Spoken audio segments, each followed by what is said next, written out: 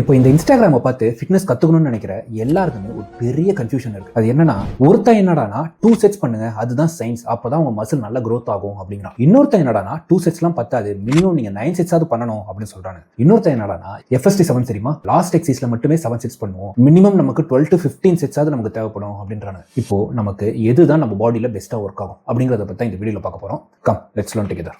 ஆக்சுவலாக பார்த்தீங்கன்னா சயின்டிஃபிக்லி ரெண்டுமே நம்ம உடம்புல ஒர்க் ஆகும். ஏன்னா நம்ம மசிலை பொறுத்த வரைக்கும் செட்ஸ் கவுண்ட் பண்ணவே பண்ணாது. அதை நீங்க அடாப்ட் ஆக விடாம எந்த அளவுக்கு நீங்க அதை சேலஞ்ச் பண்ணிக்கிட்டே இருக்கீங்க அப்படிங்கிறது தான் அதுக்கு முக்கியம். அதாவது நம்ம ஒர்க் அவுட் பண்ணும்போது நம்ம மசில் ஃபைபர்ஸ்க்கு ஒரு டென்ஷன் பிளஸ் ஒரு ஸ்ட்ரெஸ் இதை நம்ம கண்டினியூஸா கொடுத்துக்கிட்டே இருப்போம். அதனால உங்க உடம்பு அந்த மசிலை ரிப்பேர் பண்ணி இன்னும் ஸ்ட்ராங்கர் ஆகும். இது ஒரு சிலருக்கு 2 செட்ல அந்த ஸ்டிமுலியை கிரியேட் பண்ணும், ஒரு சிலருக்கு நிறைய வால்யூம் தேவைப்படும். ஏன்னா இது எல்லாமே based on your genetic, recovery, experience, training style and nervous system efficiency. இந்த 5 விஷயத்தை பேஸ் பண்ணது தான். இது எல்லாமே மனுஷனுக்கு மனுஷன் மாறுபடும். அதனால HIT ட்ரைனிங்கும் ஒர்க் ஆகும், HBT ட்ரைனிங்கும் ஒர்க் ஆகும். ஆனா நீங்க பிகினர்ஸா இருக்கீங்கன்னா இந்த ட்ரூ HIT ட்ரைனிங்கை கண்டிப்பா ஃபாலோ பண்ணவே பண்ணாதீங்க. ஏன்னா உங்க உடம்பு முதல்ல டெவலப் பண்ண வேண்டியது என்னன்னா நியூரோ மஸ்குலர் எஃபிஷியன்சி, அதாவது உங்க பிரெயினுக்கும் பாடிக்கும் உள்ள ஒரு கனெக்ஷன். எக்ஸாம்பிள், மசில் ஃபைபரை எப்படி ரெக்ரூட் பண்றது, ஒரு எக்ஸசைஸ் பண்ணும்போது ஜாயின்ஸை எப்படி ஸ்டெபிலைஸ் பண்றது, உங்க மூவ்மெண்ட்டை எப்படி கண்ட்ரோல் பண்றது, அது மட்டும் இல்லாம ஒரு டார்கெட் மசிலை எப்படி ஃபீல் பண்ண வைக்கிறது.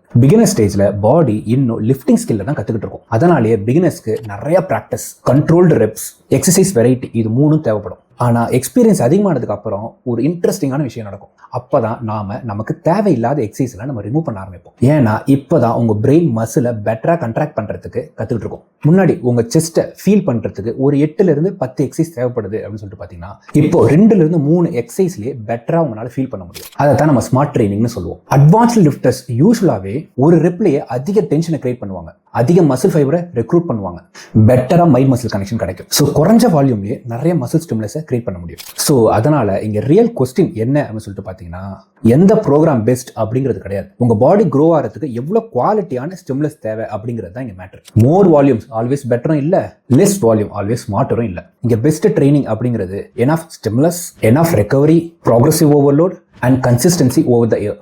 இதுதான் இங்க முக்கியம். இப்போ நம்மள பல பேருக்கு வால்யூம் ட்ரைனிங்னா எப்படி அப்படின்ற ஒரு அளவுக்கு ஐடியா கிடைச்சிருக்கும். ஆனா HIT ட்ரைனிங்கை பொறுத்த வரைக்கும் இன்னும் நிறைய பேருக்கு ஒரு கன்ஃபியூஷன் இருக்கு. 2 எக்ஸசைஸ்ல எப்படி என்னால பெட்டரா ஃபீல் பண்ண முடியும், 2 எக்ஸசைஸ்ல என்னால எப்படி மசில் ஸ்டிமுலஸை கிரியேட் பண்ண முடியும் அப்படின்னு உங்களை யாருக்காவது டவுட் இருந்துச்சுன்னா கீழே கமெண்ட்ல HIT அப்படின்னு டைப் பண்ணுங்க. நெக்ஸ்ட் வீடியோல HIT ட்ரைனிங் எப்படி பெட்டரா பண்றது அப்படிங்கறத பத்தி நான் எக்ஸ்பிளைன் பண்றேன். See you on next video. Bye.